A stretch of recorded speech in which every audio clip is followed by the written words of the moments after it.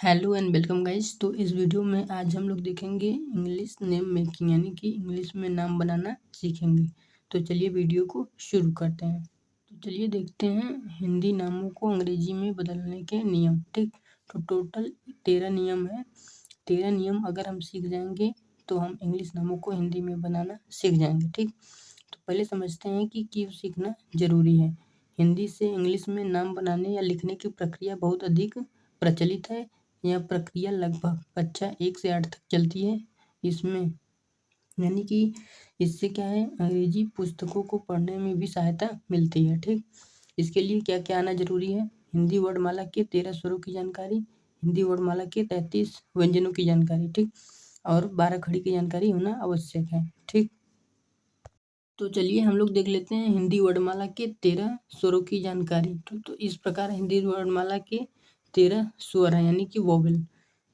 ये हमारे 13 वोवेल यानी कि 13 स्वरों की जानकारी। अ, आ, छोटी ई, बड़ी ई, छोटा ऊ, बड़ा ऊ, ऋषि, ए, ओ, औ, अंक, अह, और इनके जो है स्पेलिंग इनके सामने दिए गए हैं। ठीक, ये आप लोगों को आना चाहिए। और ये हमारे जो हैं ये 33 व्यंजन यानी कि कॉन्सोनेंट, ये हमारे दिए गए हैं 33 व्यंजन, ये आपको आने चाहिए।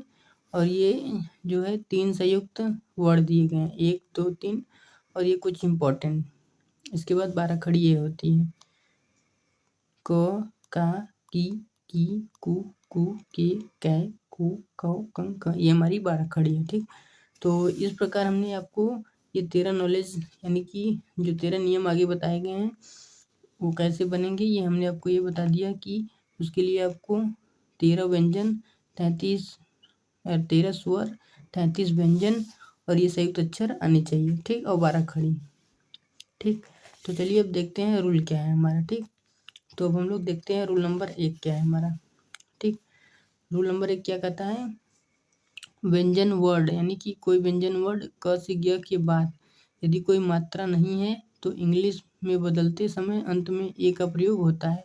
यानी कि क से ज्ञ तक कोई भी व्यंजन हो, यदि उसको इंग्लिश में बदलते समय यदि उसमें कोई मात्रा न हो तो अंत में ए का प्रयोग होता है। ठीक, जैसे देखिए कमल, कमल, क में कोई मात्रा नहीं है तो इस उसके अंतिम में ए लगाएंगे। जैसे देखिए यहाँ पर ए का प्रयोग हुआ है, क का के और ए, क म ल। ठीक, इसी प्रकार देखिए अजय, अक ए, जक जे ए और यक वाई। ठीक, और इसमें एक इम्पॉर्टेंट बात क्या है, परंतु अंतिम में हिंदी वर्णमाला क से ज्ञ तक हो तो ए का प्रयोग नहीं करते। यानी कि यदि क से ज्ञ तक अंतिम में हो तो उसमें ए का प्रयोग नहीं करते। जैसे यहाँ देखिए अमर, अमर में क्या है, अका ए, मका यम ए और रका आर, यहाँ ए का प्रयोग नहीं हुआ अंतिम में। तो ये एक ध्यान देने वाली बात है। ठीक, तो चलिए देखते हैं और क्या है इसमें। और देखिए जिन शब्दों का उच्चारण अलग अलग प्रतीत होता है या उनका संधि विच्छेद किया जा सकता है तो उन शब्दों के मध्य में उस अक्षर पर अ यानी कि एक की मात्रा का प्रयोग नहीं होता। ठीक, यानी कि जिन शब्दों का संधि विच्छेद किया जा सके या वे अलग अलग प्रतीत हों तो उनका मतलब उनके मध्य ए का प्रयोग नहीं करते। जैसे देखिए अकबर, अकबर यानी कि अ का ए, क का के, यहाँ और ए नहीं लगाएंगे क्योंकि संधि विच्छेद किया जा सकता है। अकबर, तो यहाँ होगा ब का बी ए आर, यहाँ पर ए लगा है ना, लेकिन यहाँ पर ए नहीं लगा है। ठीक, इसी प्रकार देखिए जैसे कानपुर, कानपुर, कान प्लस पुर, के ए एन, यहाँ पर ए नहीं लगाएंगे, पुर का होगा पी यू आर, कानपुर। ठीक, यानी कि जिन वर्णों का संधि विच्छेद किया जा सके या अलग अलग प्रतीत हो तो उनके मध्य ए का प्रयोग नहीं होता है। ये हमारा रूल नंबर 1 समाप्त हुआ। अब देखेंगे रूल नंबर 2। ठीक, रूल नंबर 2 क्या कहता है हमारा? जिन नामों में आ की मात्रा का प्रयोग होता है, ठीक, जिन नामों में आ की मात्रा का प्रयोग होता है उनको अंग्रेजी में बदलते समय ए या डबल ए दोनों में से कोई भी एक का प्रयोग कर सकते हैं। ठीक, जैसे देखिए माधव, माधव यहाँ पर प्रयोग है आ का मात्रा का, तो MAD ध का होगा DHAV माधव, या तो MAADAV, सॉरी यहाँ पर ध का DH होगा। ठीक, यहाँ पर ध का DH होगा, इसको बना लीजिएगा। इसके बाद राधा, र का RA ध का DHA राधा, लेकिन अगर यहाँ पर डबल ए करेंगे तो ये हमारा गलत हो जाएगा, ये याद रखिएगा। राधा का ये फिक्स स्पेलिंग है। ठीक, इसी प्रकार रावत का RAVAT या तो RAAVAT, दोनों सही होगा, दोनों में से कोई एक लिख सकते हैं। लेकिन एक बात इसमें इम्पोर्टेंट क्या है, परंतु यदि आ की मात्रा का प्रयोग शब्द के अंतिम अक्षर पर हुआ हो तो केवल ए का प्रयोग किया जाता है। यदि अंतिम अक्षर पर हो तो केवल ए का प्रयोग होगा, डबल ए का प्रयोग नहीं किया जा सकता। जैसे देखिए खाता, ख का KHA खाता, यहाँ पर डबल ए का प्रयोग नहीं होगा, यानी कि यहाँ पर डबल ए का प्रयोग हम नहीं कर सकते, ये गलत हो जाएगा। उसी प्रकार छाया। ठीक, तो ये रूल नंबर 2 भी हमारा समाप्त हुआ। तो चलिए देखते हैं रूल नंबर 3 हमारा क्या है। रूल नंबर 2 हो गया, अब देखते हैं हम लोग रूल नंबर 3।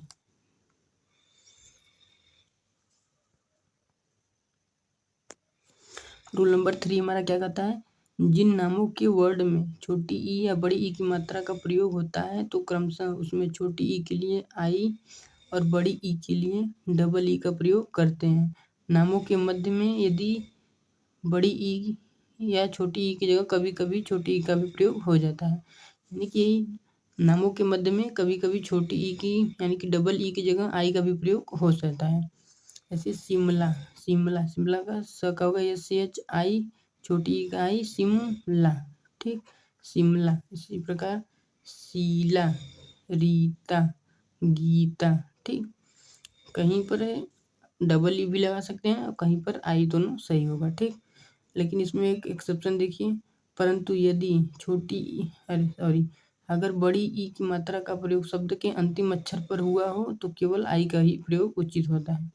जैसे देखिए रागिनी, इसमें बड़ी ई की मात्रा का प्रयोग अंतिम में हुआ है तो इसमें केवल आई का प्रयोग होगा, RAGINI, रागिनी। ठीक, यानी कि यदि अंतिम में बड़ी ई की मात्रा का प्रयोग हुआ हो तो केवल आई का प्रयोग करते हैं। ये हमारा रूल नंबर 3 भी समाप्त हुआ।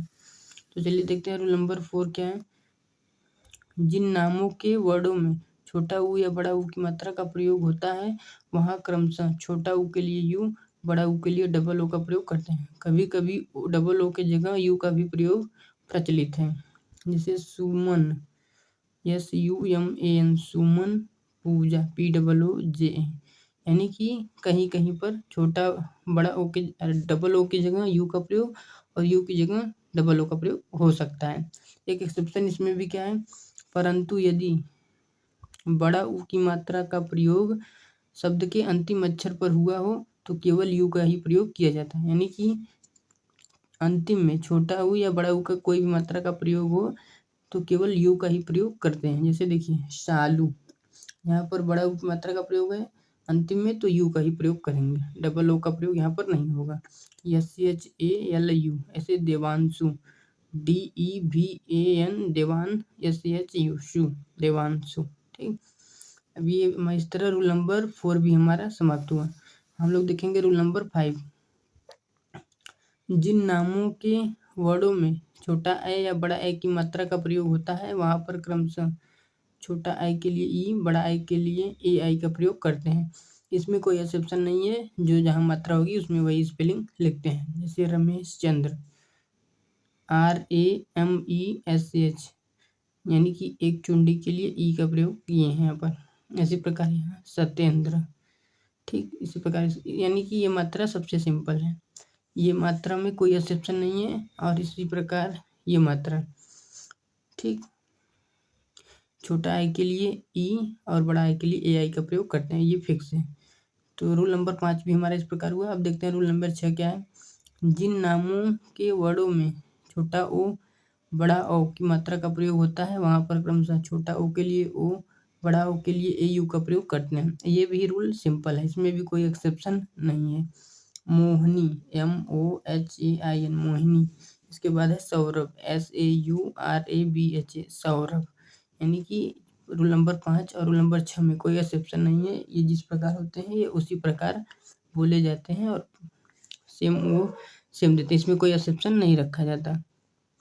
तो चलिए देखते हैं रूल नंबर 7। रूल नंबर 6 तक हो गया, अब देखते हैं रूल नंबर 7। जिन नामों के वर्डों में ऋषि की मात्रा का प्रयोग हो वहाँ पर ऋषि के लिए RI का प्रयोग करते हैं। ठीक, जैसे पृथ्वीराज, यहाँ पर ऋषि का प्रयोग हुआ है तो ऋषि के लिए RI, PRITHVIRAG, पृथ्वीराज। इसी प्रकार कृपा। ठीक, तो इस प्रकार रूल नंबर 7 भी हमारा कंप्लीट हुआ। तो चलिए देखते हैं रूल नंबर 8। रूल नंबर 8 क्या कहता है कि कुछ नामों में ए या ई जोड़ना अंत में, कुछ नामों में जो निम्न है, यानी कि कुछ नामों में अंतिम में ए या ई एक्स्ट्रा जोड़ दिया जाता है। जैसे देखिए किशोर, किशोर में अंतिम में ई जोड़ा जाता है। श्रीवास्तव, श्रीवास्तव में अंतिम में ए जोड़ा जाता है। बोस में अंतिम में ई जोड़ा जाता है। महेंद्र में अंतिम में ए जोड़ा जाता है। यानी कि कुछ नामों में ए या ई अंतिम में जोड़ा जाता है। ठीक, ये रूल नंबर 8 हमारा है। रूल नंबर 8 भी इस प्रकार समाप्त हुआ। रूल नंबर 9 हम लोग देखते हैं। जिन शब्दों में अर्ध अक्षरों का प्रयोग निम्न प्रकार से करते हैं। अर्ध अक्षरों का अर्थ होता है आधा अक्षर, यानी कि साथ ए का प्रयोग नहीं करते, यानी कि आधा अक्षरों के साथ ए का प्रयोग नहीं करते। जैसे कंबल, KAM के साथ ए का प्रयोग नहीं हुआ क्योंकि ये आधा है। BAL कंबल। नंदिनी, यानी कि आधे अक्षर के साथ ए का प्रयोग नहीं करते, केवल उसी का MA नहीं करेंगे, यहाँ केवल M का प्रयोग हुआ है क्योंकि ये आधा अक्षर है। कुछ संयुक्त अक्षरों को भी जोड़कर बनाया जाता है। जैसे देखिए आधा द और य को मिलकर द बनाया जाता है। जैसे इसका DYA होता है। जैसे विद्या, VIDYA विद्या। इसके बाद आधा द और व को द्व बनाया जाता है। द्विवेदी, DWIVEDI द्विवेदी। इसके बाद जैसे व्यापार, व्यापार में आधा व है तो यहाँ भी होगा, केवल ए का प्रयोग यहाँ पर नहीं होगा। VYAPAR व्यापार। इसी प्रकार प्यारे लाल, आधा प का प्रयोग हुआ तो यहाँ होगा P, यह के लिए YARELAL प्यारे लाल। ठीक, देखते हैं हम लोग रूल नंबर 10। तो रूल नंबर 10 क्या कहता है कि आधा र का प्रयोग जिस अक्षर या वर्ड पर होता है वह निम्न प्रकार से होता है। आधा र का मुख्यतः 3 प्रकार से होता है। जैसे एक ये र होता है सिंपल र, जिसका RA और ये इसी अक्षर में लगता है। जैसे नम्रता, रुद्र, यानी कि अक्षर में यहाँ लगता है।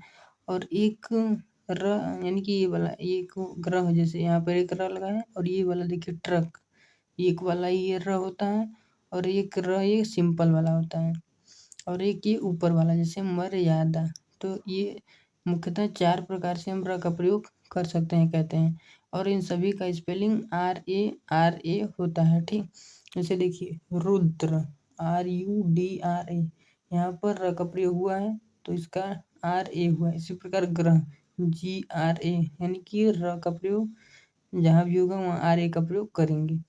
तो ये हमारा रूल नंबर 10 भी कंप्लीट हुआ। अब हम देखेंगे रूल नंबर 11। रूल नंबर 11 हमारा क्या कहता है, आधा न या बिंदी या अनुस्वार, यानी कि ऊपर चंदा का प्रयोग निम्न प्रकार से होता है। जैसे देखिए चंदा, CHAN, यानी कि बिंदी या आधा न के लिए हम AN का प्रयोग करते हैं या N का प्रयोग करते हैं, DA चंदा। इसी प्रकार कंबल, यहाँ देखिए बिंदी के लिए कहीं बिंदी के लिए N का प्रयोग तो कहीं M के लिए, जैसा जो साउंड दे। जैसे देखिए कंबल, यहाँ म का साउंड दे रहा है ना, कंबल, KAMBAL कंबल। ठीक, इसी प्रकार देखिए चांद के लिए क्या प्रयोग होगा। जैसे देखिए चांद, CHAN, यानी कि यहाँ चंद्र बिंदु के लिए AN का प्रयोग हुआ है, चांद। इसी प्रकार शाहजहां, SHANJAHAN शाहजहां, यानी कि यहाँ पर चंद्र बिंदु अनुस्वार के लिए AN का प्रयोग हुआ है। इस प्रकार रूल नंबर 11 हमारा कंप्लीट हुआ। अब हम लोग देखेंगे रूल नंबर 12। अगर कोई नाम स्वर से शुरू हो तो उसकी इंग्लिश भी वही होगी, यानी कि कोई नाम अगर स्वर से शुरू हो, जैसे उषा, ये तो पहला यहाँ स्वर से ही शुरू है तो उसकी इंग्लिश सेम होगी। तो छोटा ऊ का हमारा यू होता है तो यहाँ पर यू का प्रयोग करेंगे, यहाँ पर ए का प्रयोग नहीं करेंगे, या तो डबल ए, यहाँ पर कोई भी ए नहीं आएगा और कोई दूसरी मात्रा यहाँ पर नहीं आ सकती। ऊषा, छोटा ऊ के लिए यू और सरोतावल यहाँ स के लिए SH ऊषा। अमर, यहाँ देखिए पहला अक्षर स्वर है तो यहाँ ए का प्रयोग होगा AMAR अमर। ठीक, तो इस प्रकार रूल नंबर 12 भी हमारा कंप्लीट हुआ। अब हम लोग देखेंगे अंतिम रूल। अंतिम रूल जो है इम्पोर्टेंट है, क्योंकि ये नहीं जानेंगे तो सारा काम हो जाएगा गड़बड़। रूल नंबर 13 क्या कहता है कि कुछ शब्द हिंदी इंग्लिश अल्फ़ाबेट पर आधारित नहीं होते, जिनको हम अपवाद कहते हैं। यानी कि कुछ नाम ऐसे हैं जो कि स्वर और व्यंजनों पर आधारित नियमों के अनुसार नहीं बनते, वे उनका एक फिक्स पैटर्न होता है, जो कि मैंने यहाँ पर लिख दिया है ताकि आपको कोई दिक्कत ना हो। जैसे Lucknow, Allahabad, Mysore, Patna, Delhi, London, Europe, David, Meerut, Lucky, Saini, Pinky. यानी कि इनके स्पेलिंग अपने एक फिक्स स्पेलिंग है, ये किसी भी स्वर या व्यंजनों पे आधारित नहीं बनते। अभी तक जो 12 नियम बताए वो अपने नियम के अनुसार चलते हैं, लेकिन रूल नंबर 13 क्या है कि कुछ एक्सेप्शन होते हैं जो अपने अनुसार ही बनते हैं, इनका कोई अदलाव बदलाव हम नहीं कर सकते। तो अब चलिए रूल नंबर 13 भी कंप्लीट हुआ। इस प्रकार हिंदी से इंग्लिश नामों को बनाने के लिए सारे नियम कंप्लीट हुए। अब हम आप लोगों को कुछ प्रैक्टिस के लिए नाम दे रहे हैं, प्रैक्टिस कीजिए और